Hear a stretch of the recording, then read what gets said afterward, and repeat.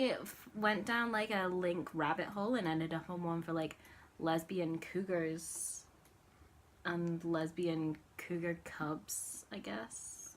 Are cougar cubs people that are looking for cougars, or Yeah. people that are cougars but too young No, to officially have the looking title? for cougars. Okay.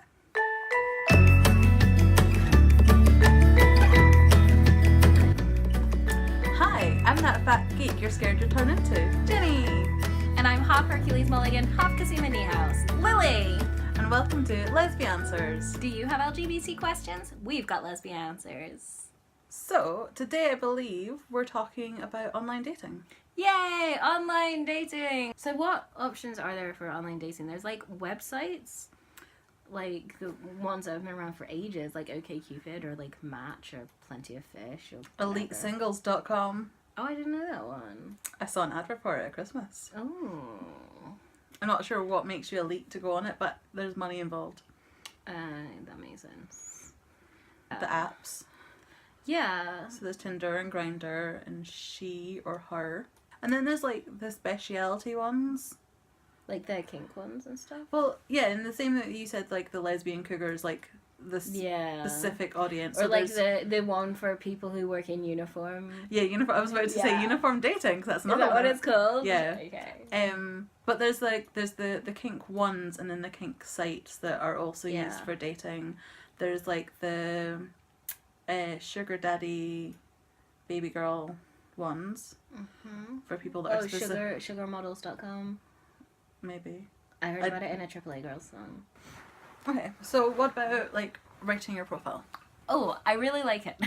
Yes, okay.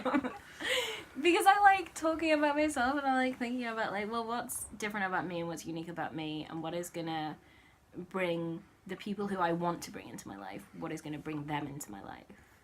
And it's not about like bringing the widest selection of people in, it's about bringing the right people in. Yeah, that you're wanting to put out there who you are as accurately as you can. Yeah. And put out there what you're looking for. And if people don't want to match with you or don't want to message you based on the fact that you're looking for a relationship that is hopefully going to culminate in marriage and 2.4 children, and they're looking for someone to have sex with in the next half hour, like that is fine. You don't want that person messaging you particularly. Like, you don't want to waste their time, you don't want them to waste yours. So I think one of the key things when you're writing your profile is like make it reflect who you are. So mine is full of dumb pop culture references because I speak a lot in pop culture references. It mentions drag queens because I like drag queens a lot, and those are the things I want to talk about when I meet someone. Like I want to talk about my pet rats, I want to talk about drag and being an awesome gay and novels.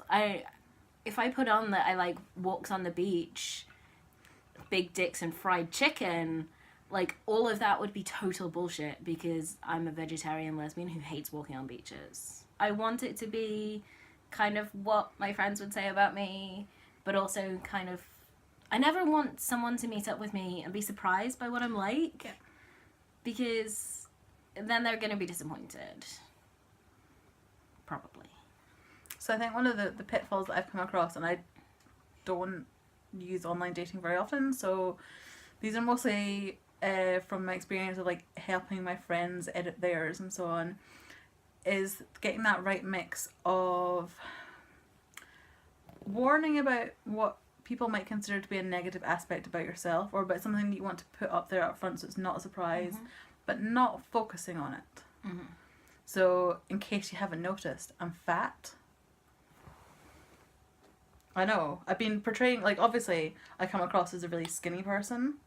I didn't know you were fat. Why didn't you tell me you were fat? It's on my profile. Do you not read the profile? We're not dating! So I do want to make sure that anyone that's going to look at my profile is aware that I'm fat. So it's not going to surprise them. And so that they're also aware that I'm happy with it and talk about it. But I think if I talk about it constantly, it does become like a, like, I know I'm fat and I should do a thing and I don't, or anything like that. Yeah. You never want it to come across as like, you're apologizing for the thing that makes you different. Yeah. So you might want to let it be known that you have social anxiety, that you sometimes have, like, I don't know, depression-y bad days. I'm not sure how much people actually talk about, like, their mental health on profiles. I don't. That's fair. I don't put it in my profile. But when I get to the stage where I'm messaging with someone, then I'll mention it. But again, I don't think for some people they'd want to let these things be known, so that if it turns out that it's a deal breaker, if someone doesn't want to date me because I'm fat, that's fine. I'm quite happy with them not wanting to do that. Mm-hmm. But again, I don't want to waste their time. Yeah. I don't want them to waste my time. Yeah. But I don't want it to become a big deal. I constantly have to mention it on the profile. Right. What I've also seen, when, like, stock phrases, don't pick something from, like, a BuzzFeed, here are some of the funniest things we saw on Tinder profiles in 2017, and then pick the top 3, because they probably are funny. They're not going to be funny when they've been read again. That person has also read the BuzzFeed list. Everyone has read the BuzzFeed list. Also, if you are not a funny person, don't get your funny friend to write you a funny profile. You want your profile to reflect who you are. You don't want to disappoint them when they meet you and they find out that you're not that hilarious joke cracker. You're a sweet and gentle person. If you're a sweet and gentle sort of person, write a profile that shows how sweet and gentle you are. If you're a passionate political fighter, write a profile that shows that you want someone who is going to be attracted to you, not to your idea of what other people want you to be. If your humour is almost entirely references to pop culture and drag queens, put that on your profile. That's me. I did that. See, I read her profile. But also, like, one of my profile pictures is a picture of me with a drag queen. And I have had people match with me just because they want to ask, is that this drag queen who I've heard of? Or sometimes it can provide a really nice jumping off point for a conversation. You want pictures that look like you, but not like you at your most maximum retouched. Yeah. But also not you after you've lain in bed for 5 days and haven't showered and haven't picked the, like, crumbs of crisps out of your hair.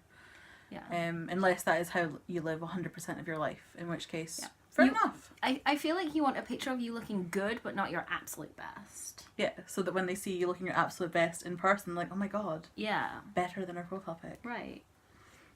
Don't have all group pics. Don't have all group pics. I don't know who you are. I don't go to dating apps to play Where's Wally to figure out which one you are. Especially since, like, a lot of lesbians, like, we look exactly like all our friends. It's like, oh, which person with a cute haircut and a flannel shirt are you? I don't know.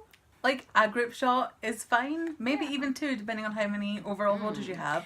It's nice to show that you have friends. Yes, but group shots should not make up more than half of your pictures. That's fair. I also, again, because of the fat, like to include, like, a reasonable full body-ish photo to remind them, if they haven't read my profile, that I'm fat. But also you want a close-up of your face so they can see that you're fat and also you're beautiful. That's very true.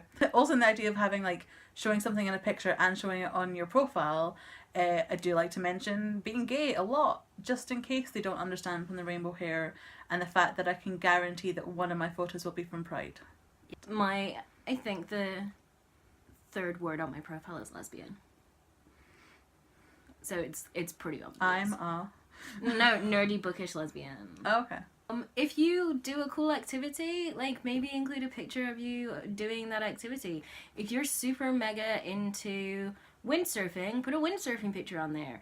If you are extremely into roller derby. Yeah, a roller derby picture on your profile is like an automatic yes from me. Also that you're a lesbian.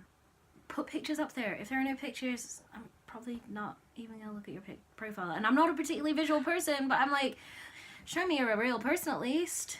I don't think I've ever come across a person that doesn't have a profile pic, at least one. But I also will never ever swipe or match or message a person that doesn't have any kind of profile. I agree. And that comes with, like, rules such as your profile can't be one line. Your profile can't just be a quote. Your profile can't just be the line, ask me. Yeah, no. I also have a rule for pictures. If every single one of your pictures has a Snapchat filter on it, I'm not swiping on you. It's Okay. just a sign that we're not gonna get on that well. Also, I try to always have at least one of my profile pictures be a picture where I'm not wearing any makeup. Because I don't wear makeup on a day-to-day basis. I only wear makeup when we film, pretty much. Or when I'm going to a drag show. I also don't particularly care for, like, explicit photos. I don't tend to match with someone that has one of their photos be explicit. Because I don't care about your genitals. Like... Are we just talking dick pics? No! Or... I'm talking about, like, cleavage shots and stuff as well. Oh. I don't think I've seen many of those.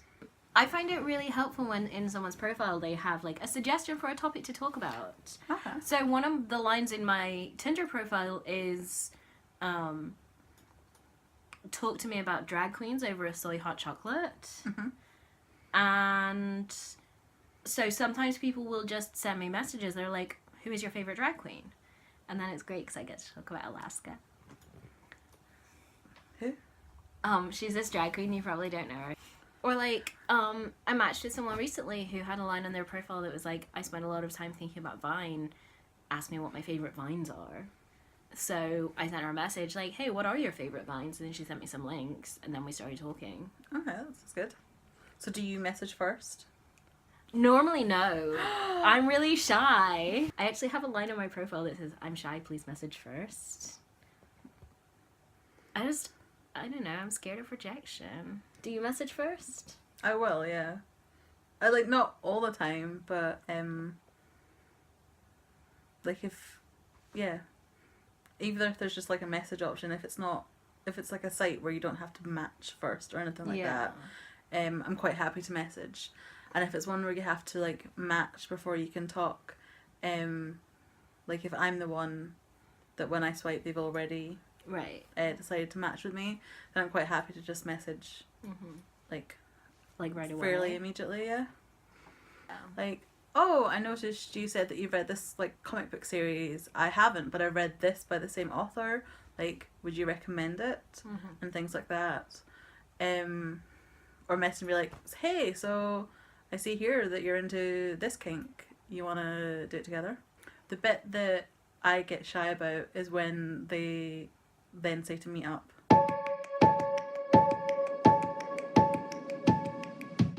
People that like me do need to like Pratchett. I don't want to love her with my indoor voice. You don't love people with your indoor voice. don't- It's fine. I have never loved people with my indoor voice. You know this. I love too hard. Oh! Me too. The production assistant is arguing with the cat about whether it's supper time or not. This is amazing.